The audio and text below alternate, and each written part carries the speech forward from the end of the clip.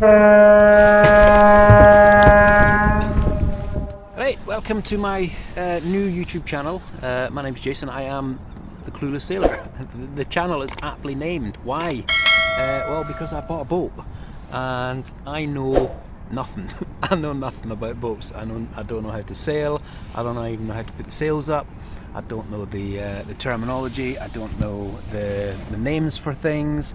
I just don't know anything. So I suppose the purpose of this channel is going to be a vlog, me going from being literally clueless to hopefully at some point in the next 10 years being an adequate sailor. So the story goes, we moved to a small coastal village by the sea, North Queensferry, and one of the goals that we had was to buy a boat. Now, we bought a boat that probably isn't the type of boat that we imagined buying. So just to give you a bit of background, North Queensferry Boat Club is full. So we kind of envisaged buying I'll just pan the camera around. We've envisaged buying something small like that little Horizon 21 over there, something nice and modern, something with all the mod cons, nice and clean inside, bit compact, but hey, for what we were going to be using it for, probably absolutely fine. However, you can't buy a boat out with this club and bring it over, and it was kind of key that we were in this boat club, because we don't want to go over there to Port Edgar, because, well, A, it's an extra drive and we want to just be able to kind of hop down. Hang on, I'm touching the screen here. We want to be able to just basically jump down and go out in the boat and not have to worry about driving anywhere. And also, it's bloody expensive over there. We looked at the prices, so we were kind of restricted. We were looking at boats down here. None of them were for sale except for one.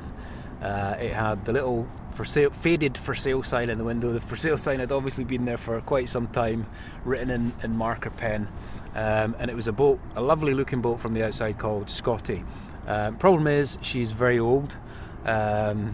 Nothing works inside. None of the electrical components work, the lighting, all that sort of stuff, navigation lights, nothing works. But the engine works, and she's a great little motor sailor, and I'll give you a guided tour shortly, and you can see exactly what I'm talking about. So we bought Scottie at the start of lockdown. The plan was to spend that. We knew lockdown was going to be a bit of a drawn out process. It was going to last a while, so we thought that during that time, that's a great time to get the boat up and running. Well, not up and running, it runs, but to get the things fixed that needed to be fixed. The keel needed to be derusted and anti-fouled. The wood that goes around the outside all needed sanded down and basically re-varnished, although in the end we chose teak oil. And there was just a lot of work that needed to be done. And we never really thought we would get it in the water for this season, mainly because of the lockdown, the restrictions that were in place. No one was allowed to take boats out, so that gave us plenty of time. However, the novelty factor of kind of coming down here and working on it at the weekends wore off a little bit, but mainly there was a few, because of my lack of experience, my lack of knowledge, there was a few sticking points that I guess I just kind of shied away from and put off, and before you know it, the weeks turned into months, and we were no further forward. We did do a lot of cosmetic stuff, but the main thing that was setting me back was the engine. The boat had lain on the dock, or on its dry dock, for about 3 years. It hadn't been run. I did get the guy that sold me it, a lovely old sea dog named Davey, to have the engine running and stuff before we actually bought it. But we knew we were taking a bit of a leap of faith. So where was I? Yeah, so we on the dry docks there, we really wanted to just make sure that everything was ready to go, but the engine needed a service, and I'm not a mechanic. I'm as clueless about mechanics, being a mechanic and fixing cars, as I am about boating and sailing. So that was a bit of a sticking point. I knew I was probably going to have to do it myself. I did do my like, I had an Astra Belmont 1.8 injection back in the days when I was kind of early 20s. I did a service on that through using the Haynes manual, and I also did a service on my XGR 1300 motorbike. That was maybe 10 years ago. But that was easy, again, using the Haynes manual. But this has got a BMW something or other. I'll maybe pop a link up at the top, or a description up at the top. And it looks fairly simple, but if you've never done anything like that and it's not your cup of tea, it's not your area of expertise, then you are really just you're kind of pissing in the wind, if you excuse my French. So things started to change with lockdown.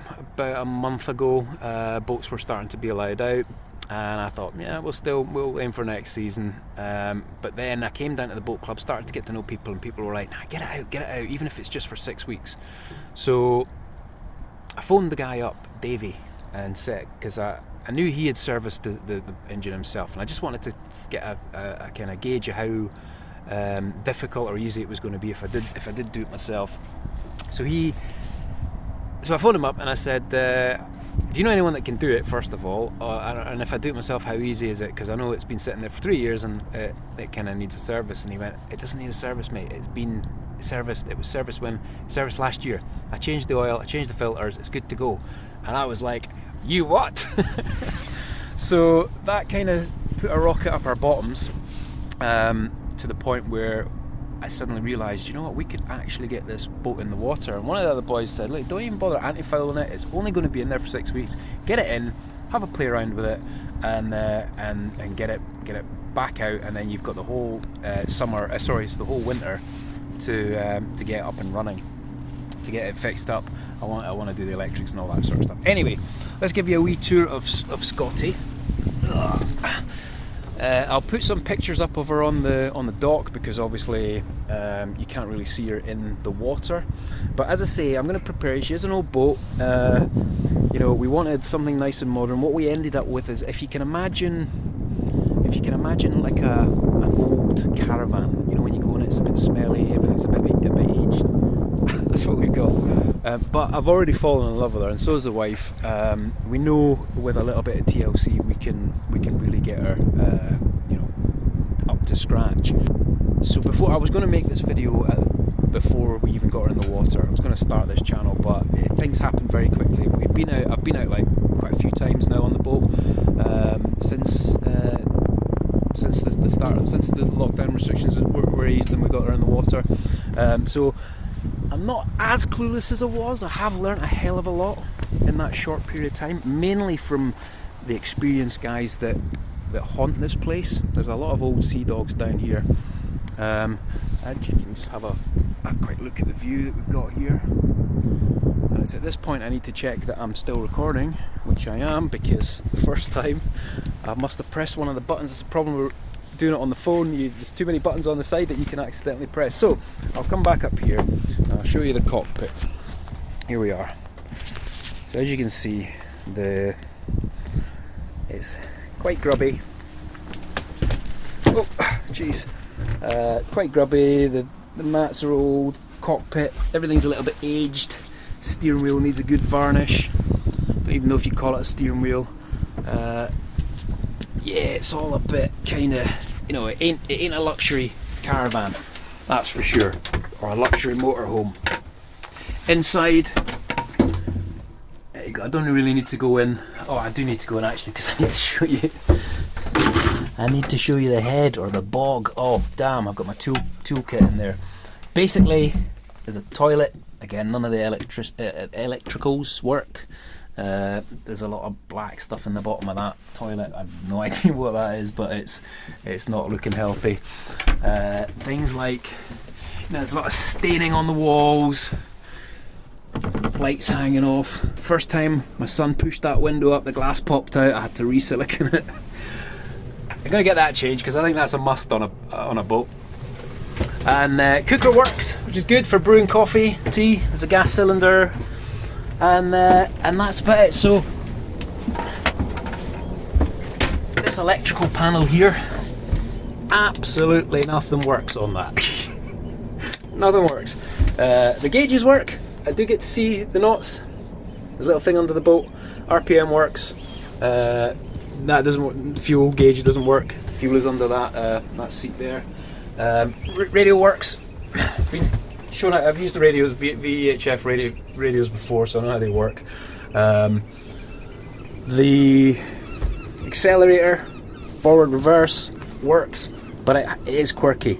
When you stick it into middle here, it doesn't actually go into neutral. The boat creeps forward, which I found out when I was trying to moor it for the first time. Mooring. I'm going to do a video on mooring because our first attempts of mooring here at North Queensferry were absolutely diabolical, but I did record a video of me successfully solo mooring, which was a huge achievement. That'll probably be the next video. Let's have a look at the front of Scottie. As you can see, she's quite grubby, quite dirty. We'll get all these grip pads replaced. We'll eventually get the rigging, the ropes replaced. But apart from that, she is one of the most prestigious boats down here. And I can't believe that's my wife actually ringing, because I told her not to ring whilst I was making a video. So she's just going to have to wait. Hang on. There you go. Did tell her I was making a video. Sails wise, she's got a mainsail. But according to everyone down here, the guy that owned it, he basically only ever sailed it on the jib sail. But I don't know how to put that up yet. Davey, the guy, is going to show me. Hopefully he's going to show me today. I've been waiting weeks for someone to show me. I'll need to be shown once, and once I'm shown, I should be good to go. Anyway, I'm going to leave that. I'm going to maybe pause the video, maybe resume it, because my wife is over there waiting to come out. That's why she was ringing. And I'll catch you soon.